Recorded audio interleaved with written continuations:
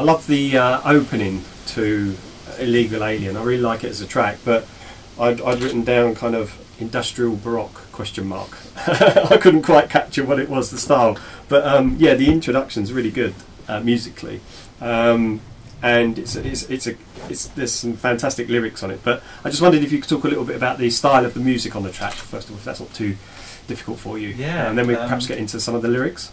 I think more so than any other thing I've ever done before, I tried not to think about what anyone else had done. I tried not to copy anything. I'm sure you can probably say, oh, actually, this bit's a bit like this song by this person, and maybe that bit sounds a bit like this. But I tried not to consider things as much as possible and just go with what felt right. Because I came up with that dun dun dun dun dun riff thing first, and it's quite angular and odd.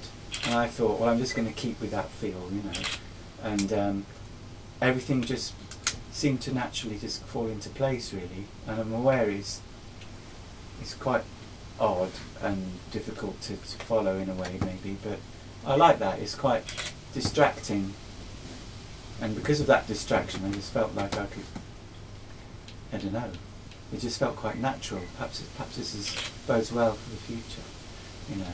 I wanted to ask about the percussion on the album, on this particular track, but also on the album on other tracks generally.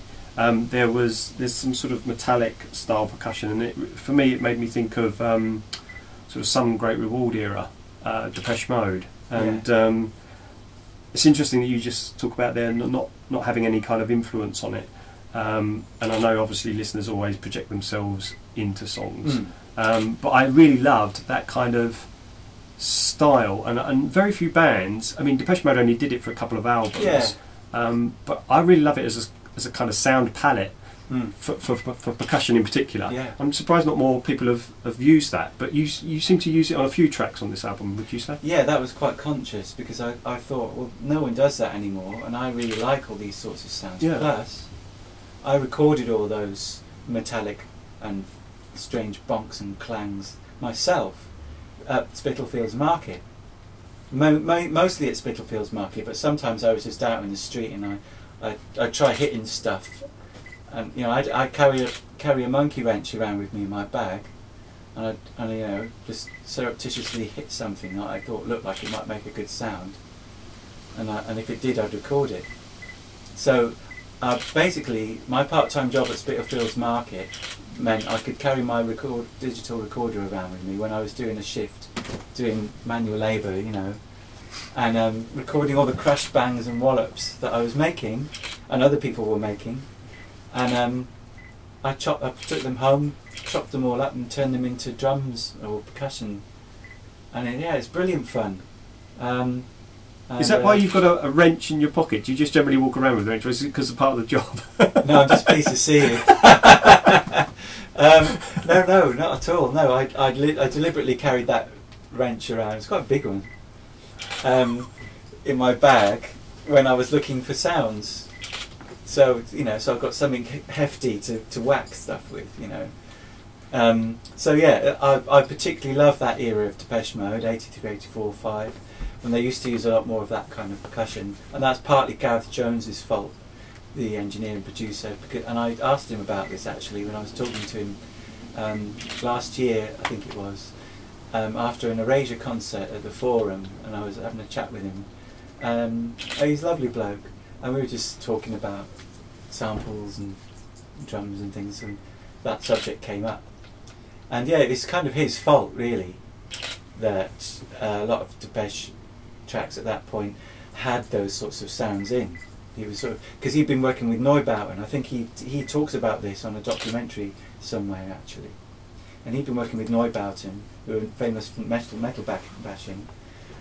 He taught them to use samplers and MIDI, and brought that sort of sound utilisation to Depeche as well. So even though I'm not trying to be like that, I'm not trying to be a pop band like Depeche Mode, but they are in there in my psyche and in my very spirit, if you like, you know, and it obviously comes through in what I'm doing. sorry, there's a lyric. If we could move on to the lyrics of the song, there's a lyric on there saying, "I'm not quite the person that I used to be or want to be." That's or meant to be. Meant to be. Sorry, yeah.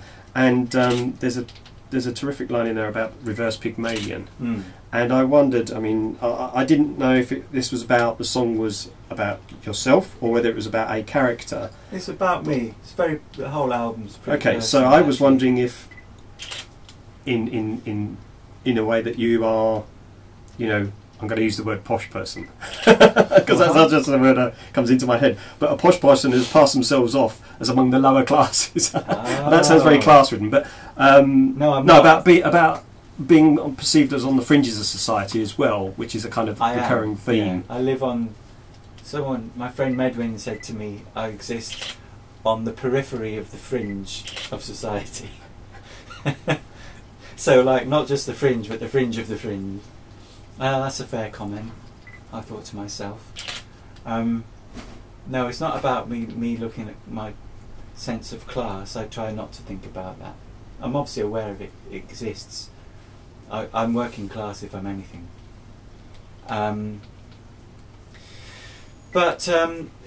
No, that song's very much about my own reflection on myself and on my life, and how actually I never meant for any of this to happen.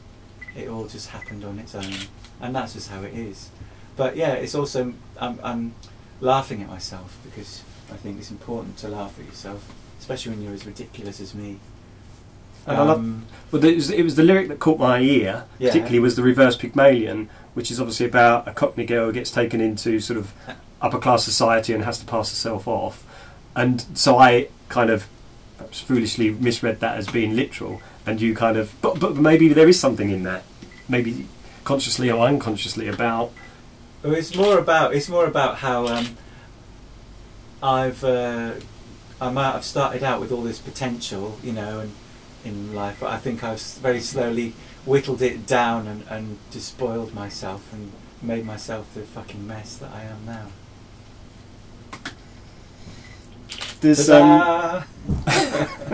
there's some nice use of harmonised backing vocals on the track, and again that occurs a couple of times across the album, or a few times across the album. Yeah. I just wanted to ask about the backing vocals there because I didn't know if it was your own vocals on the track or a lot of the time it's Steve Bellamy doing the backing vocals, which he's always threatened to do, but I've encouraged him to do more on this album, and thankfully he's come up with the goods, and he's got a good voice.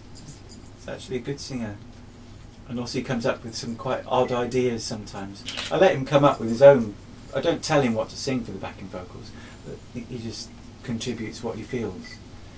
Sometimes it's in relation to what I've just sung, or it's a lyric from another part of the song, and he's doing things I would never have done actually. So this album's more a me and him effort than anything that's come out as Mechanical Cabaret before. Oh really? Even though I wrote all the songs and so on, it's much more an even, a slightly more even mix of his ideas and my ideas when it comes down to it.